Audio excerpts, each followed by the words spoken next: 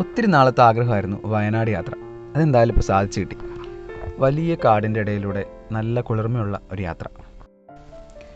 കൂട്ടത്തിൽ തേയില ചെടികളുടെ കൂടെ കുറച്ച് ഫോട്ടോസ് കൊടുക്കാൻ പറ്റി. നല്ല തണുത്ത കാലാവസ്ഥ ആയതുകൊണ്ട് മോർണിംഗ് വൈബ് അടിപൊളിയായിരുന്നു. പുതിയ പുതിയ പക്ഷികളെ നിരീക്ഷിച്ചു അവയുടെ ഫോട്ടോ എടുക്കാൻ പറ്റി. ഇടയ്ക്ക് വീട്ടുകാരെയും നാട്ടിലെ ചങ്കിനെയൊക്കെ മിസ് ചെയ്തു.